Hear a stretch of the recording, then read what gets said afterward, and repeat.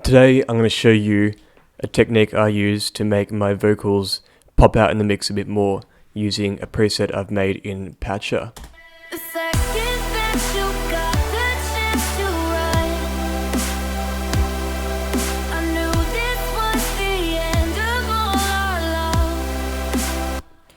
Yeah, so what it does is it's a band specific sidechain, and what I've done is I've just mapped the bands from parametric EQ into peak controllers, which are then controlling the volume automation of the main EQ. Nothing too fancy. Basically, it's a copy of a plugin that I was going to buy, but I don't want to spend money or pirate it, so I just made it myself. You have this big knob here, which is shaped like a flower, hence the name. And the more you turn it right, the more that the sidechain input that it's assigned to influences the bands to push down. So if I put that all the way to the right, it's a very drastic push down.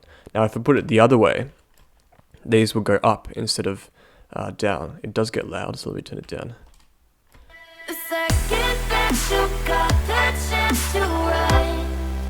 The plugin wasn't made for this thing to make it go left, but I think it's kind of like a fun thing to do anyway, and you may be able to get some really interesting results. Now moving on, we have the decay knob. This controls how quickly the bands go back to the default position.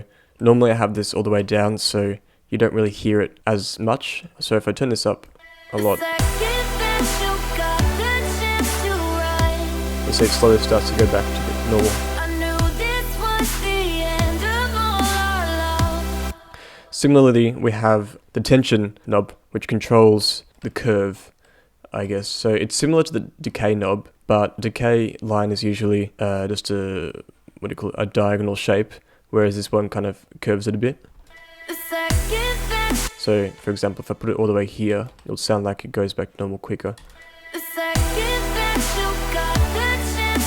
As you bring it up.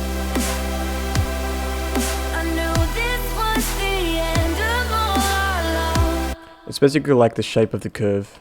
Now we also have the width knob, which is assigned to each of the 5 middle bands here. So I'll stop playing this same bit because you'll get bored of it.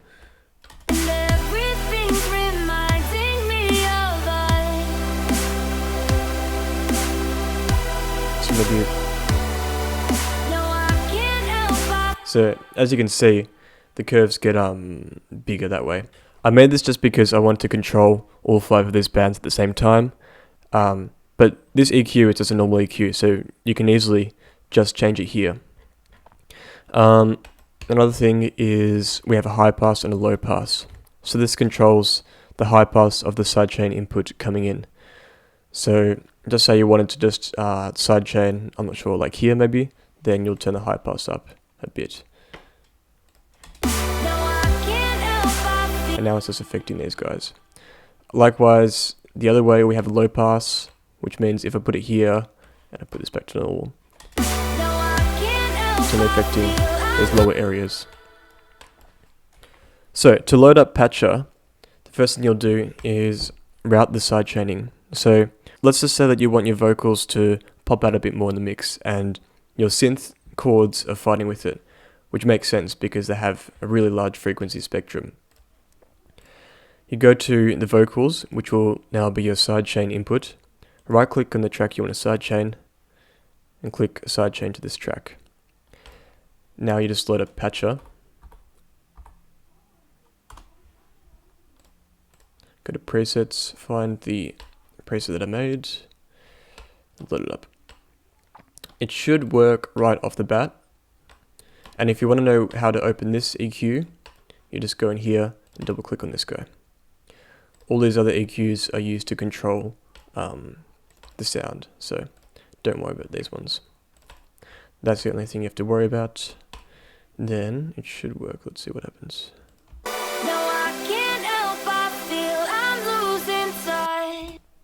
Yeah, and that's pretty much it. Now you have it ready. Just say that for some weird reason it's not having input or something. you want to make sure that your sidechain input, which is this fruity balance thing, is connected to the sidechain input from this channel. And the way you can tell that, let's just get rid of the sidechain. The way that you can tell that is by right clicking on here, clicking outputs and audio. And as you can see, there's only one input, which is the main channel we have, which is this guy here. The more channels you start to link to the track, the more audio inputs you have available at your disposal. Now, all you have to do is turn on the sidechain track that you want to use and route that to the sidechain input. You could even have multiple sidechain inputs if you wanted to. Just say you wanted to use the kick and the snare as well. Then you can do that. And let's have a listen.